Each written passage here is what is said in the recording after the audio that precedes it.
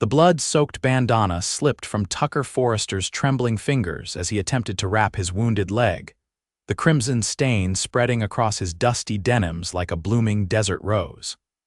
The year was 1878, and the unforgiving New Mexico Territory cared little for a lone cowboy's suffering. Delilah Everett paused at the edge of the shallow creek, water bucket forgotten in her hand, as she spotted the man struggling beneath the cottonwood's dappled shade. She'd ventured from her modest homestead to fetch water, not to encounter a bleeding stranger. Yet there he was, broad-shouldered, dark-haired, and clearly in trouble. "You're making a mess of that," she called out, setting her bucket down. The man's head snapped up, his hand instinctively moving toward his holster before he winced in pain. His eyes, blue as the New Mexico sky, narrowed with suspicion.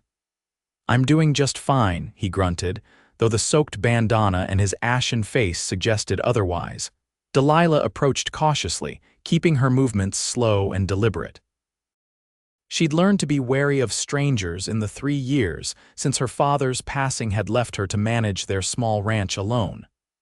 "That's not how you do it," she said, nodding toward his haphazard attempt at bandaging. "You need to apply proper pressure and clean the wound first." The man's jaw tightened, pride warring with pain on his weather-beaten face. "Then show me," he finally challenged, his voice rough as sandpaper. Delilah hesitated. Getting involved with a wounded stranger could spell trouble, especially in these parts where the law was as sparse as rainfall. But something in his eyes, a flash of vulnerability beneath the bravado, made her decision for her. "I'm Delilah Everett," she said, kneeling beside him and reaching for the blood-soaked bandana.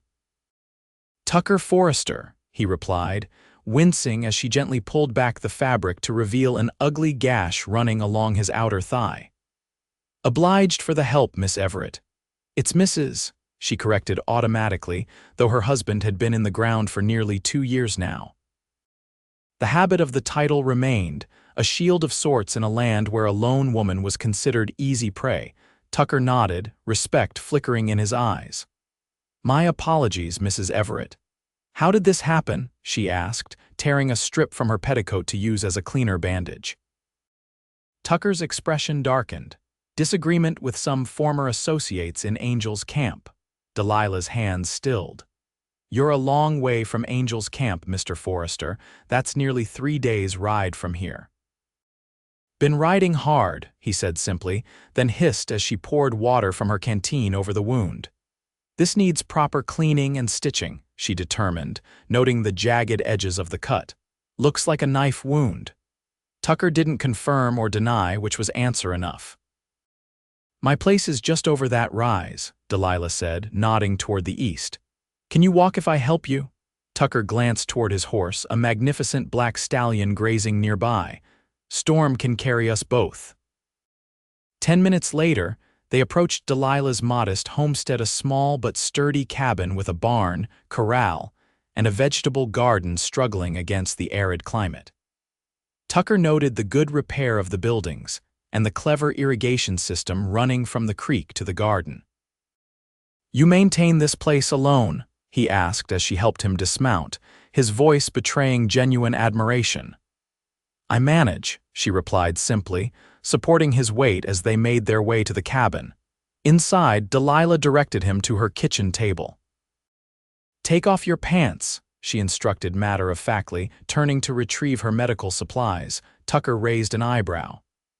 "Usually buy a lady dinner first," he joked weakly, but began unbuckling his belt. Delilah ignored the comment, laying out clean cloths, a bottle of whiskey, needle, and thread. When she turned back, Tucker sat in his union suit, the right leg torn open to reveal the wound. "This will hurt," she warned, uncorking the whiskey bottle. Tucker nodded, taking the bottle from her and swallowing a generous gulp before handing it back. "Not the first time I've been patched up."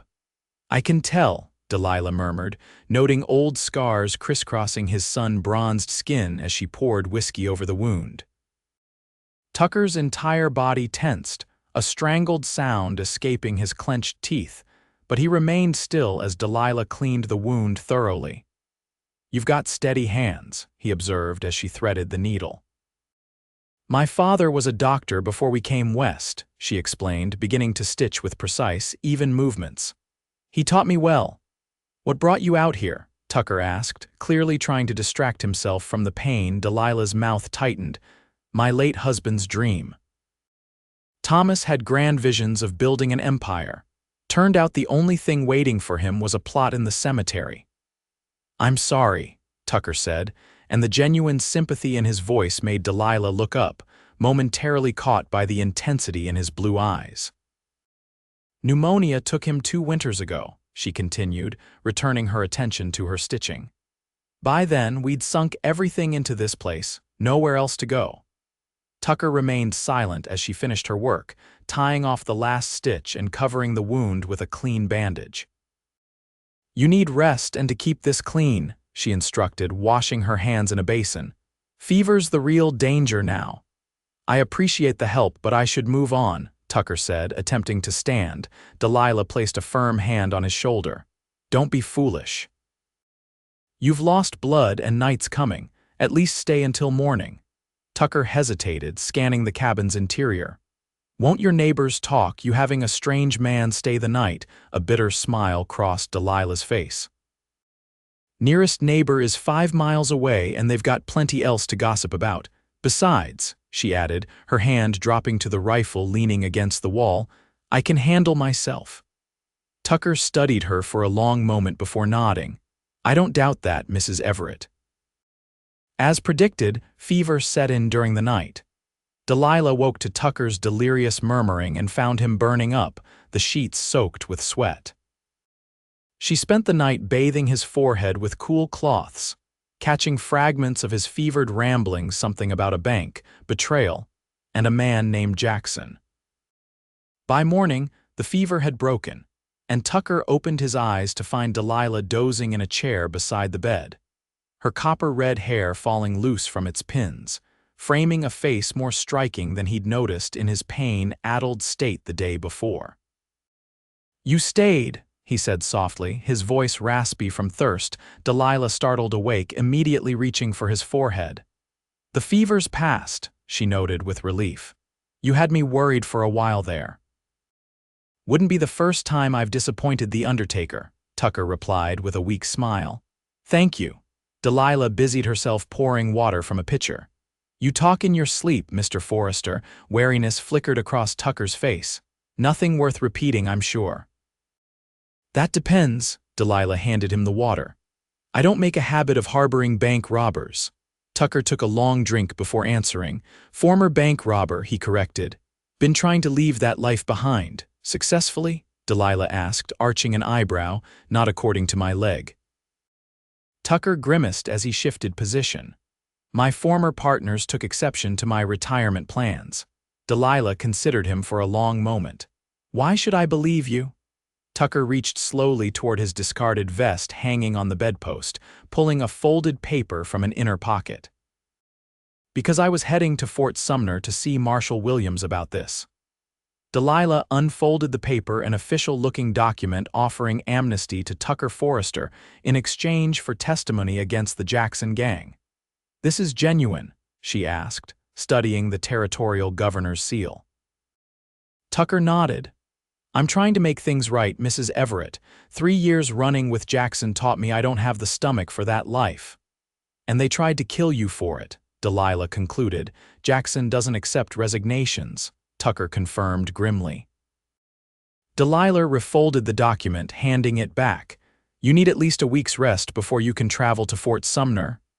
"I can't impose. It's not an imposition," Delilah cut him off. "It's medical advice." And she added with a practical air, "I could use some help around the place while you heal. My roof has been leaking since the spring storms." Tucker studied her face, searching for pity or ulterior motives, finding only straightforward pragmatism. "Seems we might help each other then," he finally agreed. That week stretched into 2 as Tucker's wound healed. True to his word, he earned his keep, first with seated tasks mending tack and sharpening tools, then gradually taking on more physical work as his strength returned.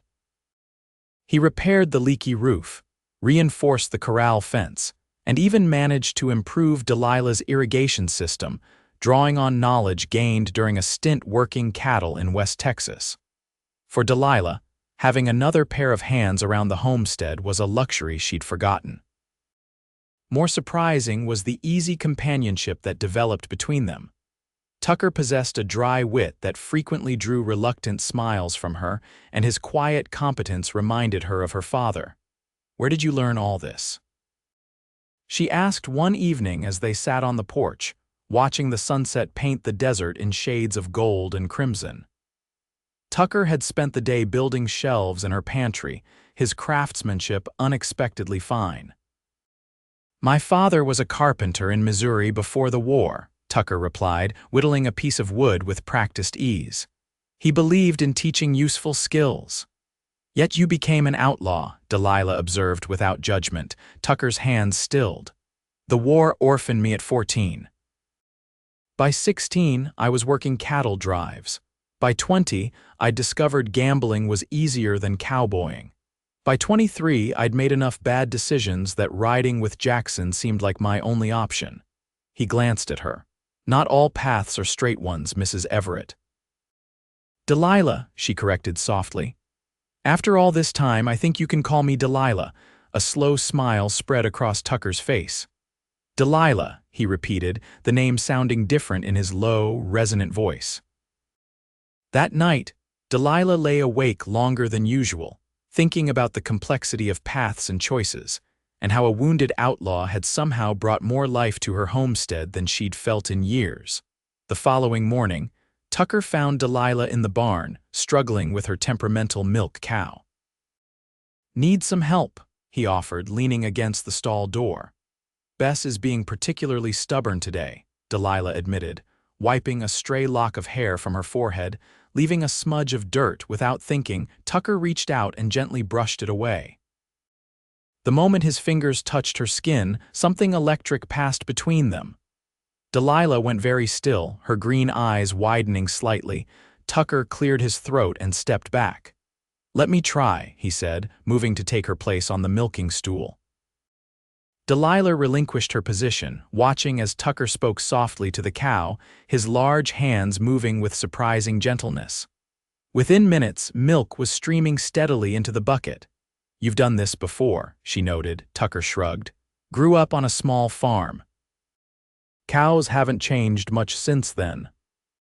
As they walked back to the house together, bucket of milk between them, Delilah found herself studying Tucker's profile, the strong jaw. Now clean-shaven at her insistence when she'd given him a razor his third day there. The small scar near his right eyebrow, the laugh lines at the corners of his eyes that suggested he'd once smiled more easily. "You're staring," Tucker said without looking at her. Delilah felt heat rise in her cheeks. "Just wondering when you plan to leave for Fort Sumner," she deflected. "Your leg seems much improved." Something like disappointment flickered across Tucker's face. "Eager to be rid of me?" "No," Delilah answered honestly. "That's what concerns me." Tucker stopped walking, turning to face her fully. "Delilah, you should go tomorrow," she interrupted, suddenly frightened by what he might say or what she might admit. "The marshal will be waiting for your testimony, and you've stayed here too long already, if Jackson's men are looking for you." "You're right," Tucker conceded, his expression shuddering. "I've imposed on your hospitality long enough." That evening, an uncomfortable silence hung over their usual dinner. Tucker packed his few belongings, and Delilah prepared provisions for his journey. Their interactions were polite but distant, both retreating behind walls of propriety that had been gradually crumbling over the past weeks. Morning arrived with ominous dark clouds building on the horizon. Delilah stood on the porch, watching Tucker saddle storm. "There's a storm coming," she observed. "Perhaps you should wait another day." Tucker secured his bedroll behind the saddle. "Better to get some distance while I can." "I've ridden in worse." When all was ready, he turned to her, hat in hands. "I don't know how to thank you properly." "There's no need," Delilah replied stiffly. "Safe travels, Mr. Forrester." Tucker's jaw tightened at her reversion to formality. He nodded once, placed his hat on his head and mounted his horse. "Goodbye, Mrs. Everett."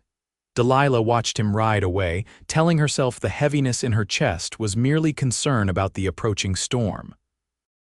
She threw herself into chores, working with furious energy to silence the voice in her head that whispered she'd just sent away the first man who'd made her feel alive since Thomas died.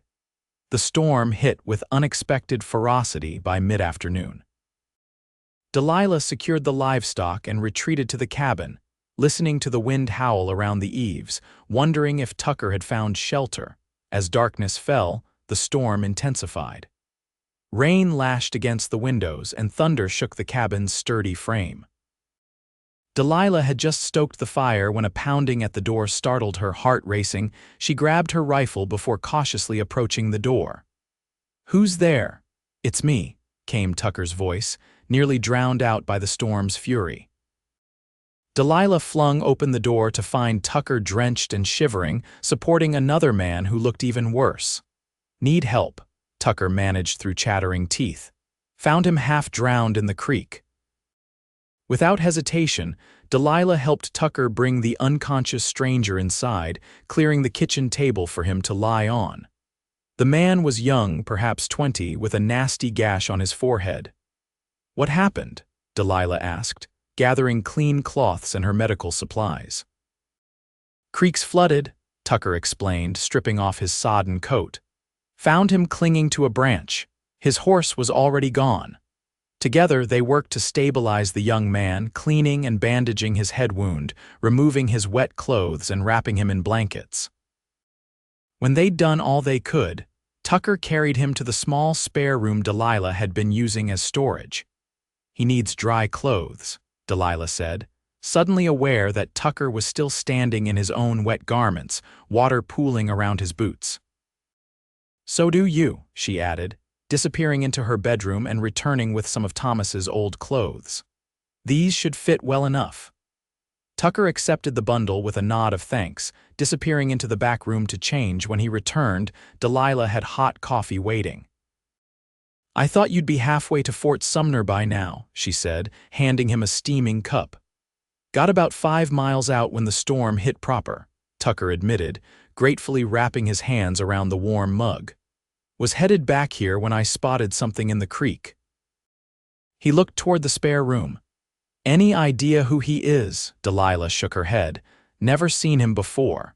Could be a cowhand from one of the bigger spreads or just a traveler passing through." They sat in comfortable silence for a while, listening to the storm rage outside and occasionally checking on their unconscious guest. "Why did you really come back?" Delilah finally asked, her voice barely audible above the rain. Tucker's gaze met her steadily. "I think you know why."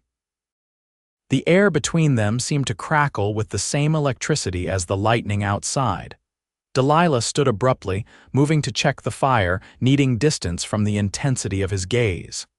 "It wouldn't be wise," she said, her back to him. "You're leaving as soon as the weather clears."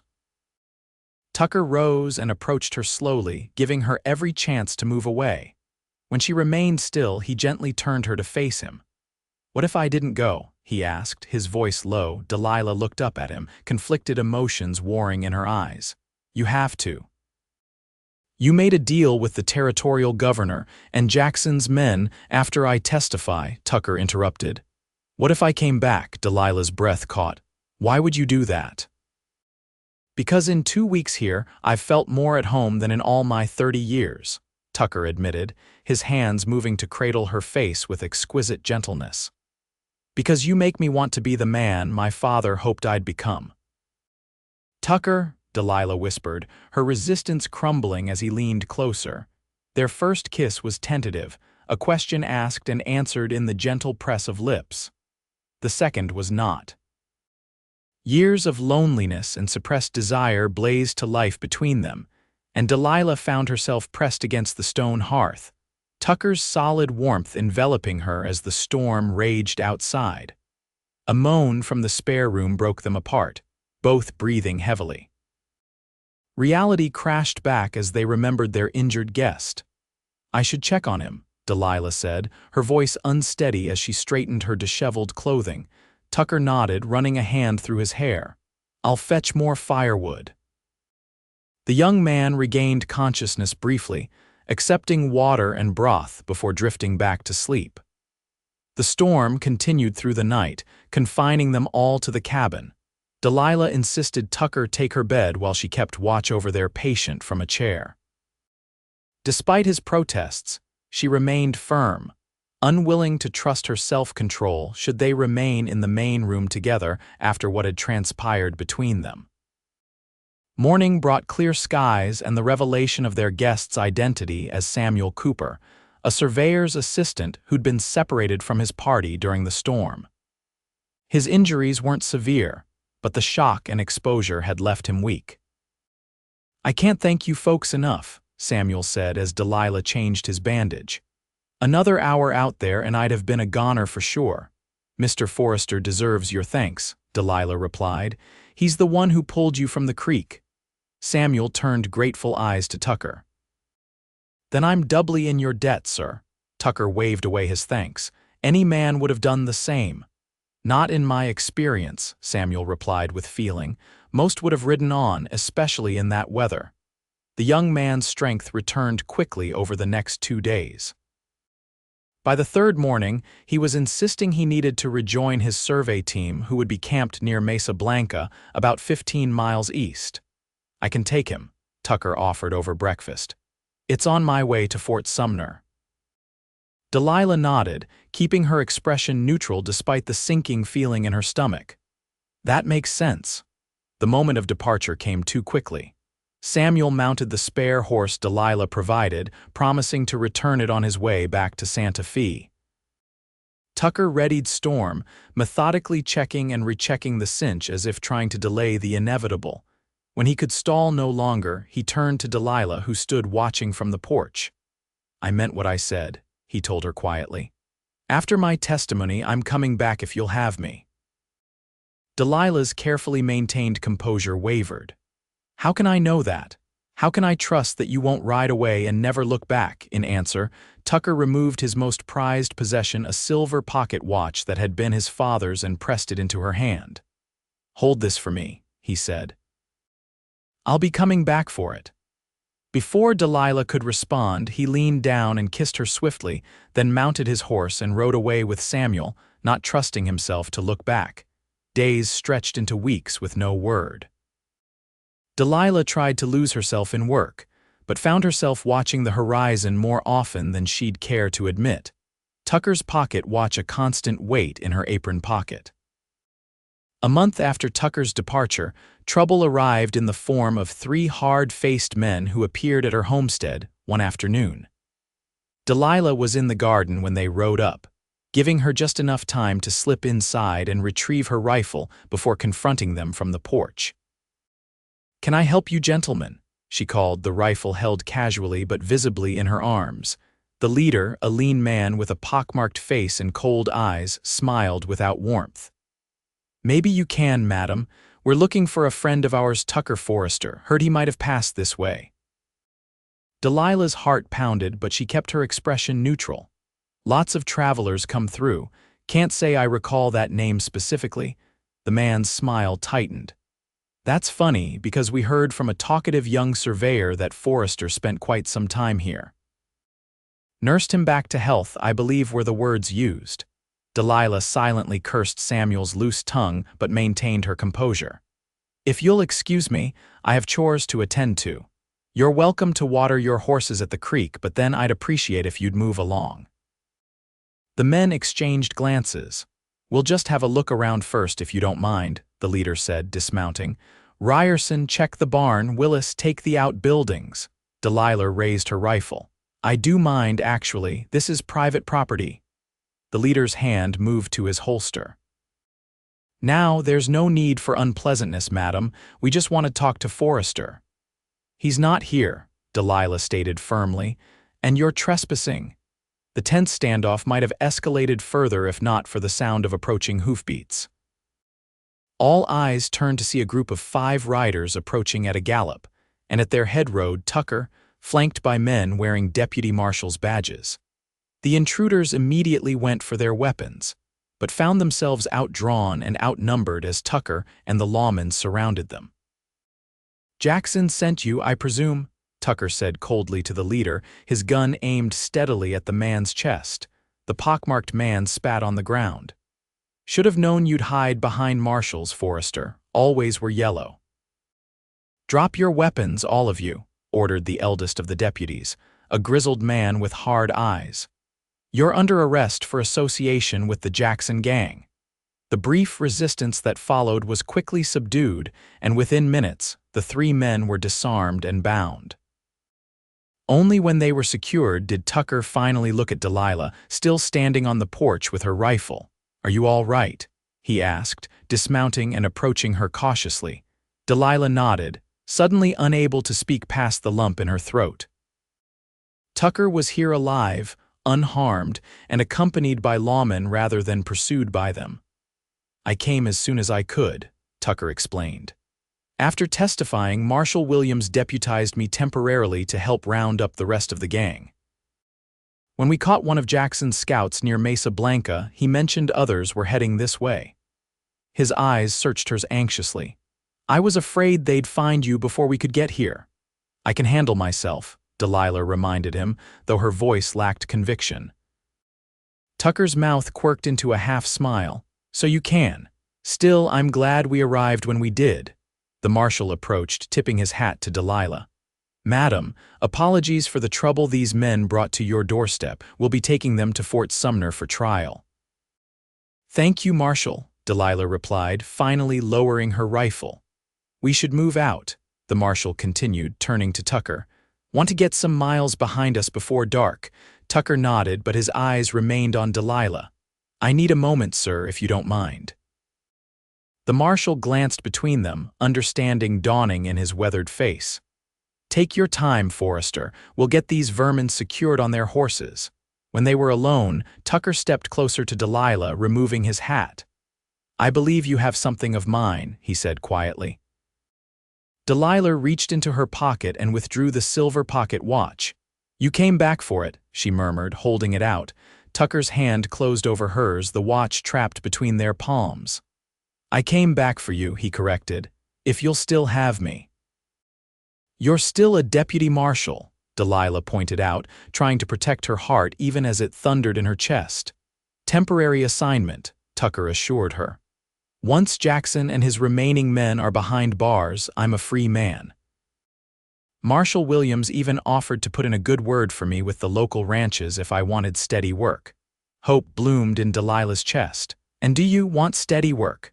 Tucker's thumb traced circles on the back of her hand. "I want a steady life, Delilah, here with you if you'll have me." In answer, Delilah rose on tiptoes and pressed her lips to his, heedless of the deputies watching from a discreet distance. "Is that a yes?" Tucker asked when they parted, a genuine smile lighting his face. "It's a come back to me safely," Delilah clarified, pressing the watch back into his hand. "Keep this with you, it'll remind you what's waiting." Tucker's expression grew serious. "I don't need reminding. But I'll keep it safe until I return, just as I intend to keep you safe for the rest of my days, if you'll let me." He left with the deputies that afternoon, but not before extracting a promise from Delilah to consider his proposal. As she watched him ride away for the second time, Delilah felt not despair but anticipation. This time, she knew with certainty he would return. 3 weeks later, word reached Angel's camp that Emmett Jackson had been captured and his gang disbanded, thanks in large part to Tucker Forrester's testimony and assistance. The news traveled through town like wildfire, eventually reaching Delilah through the general store owner when she made her monthly trip for supplies. "Heard your friend Forrester's quite the hero," Mrs. Pickering remarked as she measured out flour. "Judge Hampton says he was instrumental in bringing down the worst gang this territory's seen in a decade." Delilah managed a noncommittal response, unwilling to feed the town's curiosity about her connection to Tucker. The last thing she needed was gossip following her home. She was loading her wagon when a familiar voice called her name. Turning, she found Samuel Cooper hurrying toward her, looking considerably healthier than when she'd last seen him. "Mrs. Everett, I've been hoping to run into you," he said, helping her secure a sack of grain. "I wanted to apologize." "For what, Mr. Cooper?" Delilah asked, though she suspected she knew. Samuel looked genuinely distressed. "For mentioning Mr. Forrester's stay at your home. I had no idea those men were looking for him with ill intent. When they asked about him at the survey camp, I thought they were friends." Delilah's expression softened. "No permanent harm done, Mr. Cooper. All's well that ends well. Still, I feel terrible," Samuel insisted. "Is there anything I can do to make amends?" Delilah considered for a moment.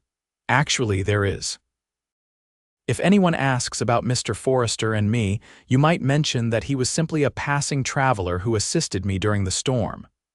Samuel nodded eagerly. "Of course, whatever you need." Delilah thanked him and finished loading her supplies, eager to return home.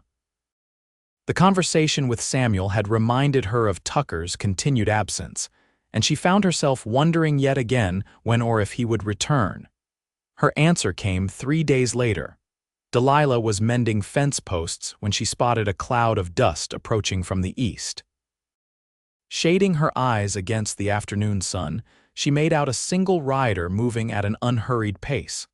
Something about the rider's posture was immediately familiar, and her heart began to race. She continued her work, pretending not to watch as Tucker Forrester rode up to her fence line, looking trail-worn but whole. He dismounted smoothly, showing no sign of his previous injury, and leaned against the fence post she'd just repaired. "Afternoon, Mrs. Everett," he greeted her, as casual as if he'd just seen her yesterday. "Fence giving you trouble?" Delilah set down her hammer, fighting to keep her expression neutral despite the joy threatening to overflow. "Nothing I can't handle, Mr. Forrester." Tucker's mouth twitched. "I don't doubt that for a moment. Still, 4 hands work better than 2. "Is that what you're offering, your hands?" Delilah asked, unable to keep a hint of teasing from her voice. Tucker's gaze intensified. "I'm offering considerably more than that if you're interested." Delilah finally allowed her smile to break free. "You might as well come inside and tell me about it then. You look like you could use a decent meal and a bath." "Are you saying I smell, Mrs. Everett?" Tucker asked, feigning offense as he opened the gate. "Like a man who's been on the trail too long," Delilah confirmed, turning toward the house. "And you can stop with the Mrs. Everett. I think we're well past formalities." Tucker caught up to her in 3 long strides, catching her hand and turning her to face him. "In that case, there's something I need to do before we go any further." Before Delilah could respond, Tucker had dropped to one knee in the middle of her yard, still holding her hand. "I planned a speech," he admitted, looking up at her with uncharacteristic nervousness. "Practiced it all the way from Fort Sumner. But now that I'm here looking at you, all I can think to say is that I love you, Delilah. I want to build a life with you, right here if that's what you want, or anywhere else if it isn't. I don't have much to offer except my hands, my heart, and my solemn promise to spend every day trying to deserve you." Delilah felt tears welling in her eyes. "Tucker Forrester, are you proposing to me in my dusty yard with fence tools scattered around us and not even a proper ring?" Tucker's face fell slightly. "I do have a ring," he said, reaching into his pocket. "It was my mother's, not fancy, but yes." Delilah interrupted, dropping to her knees to face him at eye level. Tucker blinked. Yes, I'll marry you," Delilah clarified, laughing through her tears. "Though I think we should wait at least a month so the neighbors don't talk too much." Tucker grinned, slipping the simple gold band onto her finger. "Let them talk. I've waited my whole life to find you. I'm not inclined to wait much longer to make you mine." He sealed his words with a kiss that promised many more to come. They were married 3 weeks later by the traveling preacher who visited Angel's Camp monthly. The ceremony was small but joyful, attended by a few neighboring ranchers and, surprisingly, Marshall Williams, who had journeyed from Fort Sumner to stand as Tucker's best man, and to present the couple with news of Tucker's official pardon from the territorial governor. Life settled into a rhythm sweeter than Delilah had ever known. Tucker proved himself not only a hard worker but a natural rancher with an instinct for livestock and land management. Within a year, their small homestead had expanded, acquiring neighboring land when the elderly Petersons decided to return east to live with their daughter. The additional acreage allowed them to increase their cattle herd and hire 2 ranch hands, transforming what had been Delilah's struggling subsistence operation into a modest but profitable ranch. Tucker insisted they call it the Double E Ranch, E for Everett and E for Elijah, the son born to them in the spring of 1880. Elijah was followed by twin girls, Sarah and Rebecca, in 1883, completing their family and filling their expanded home with the chaos and joy of children's laughter.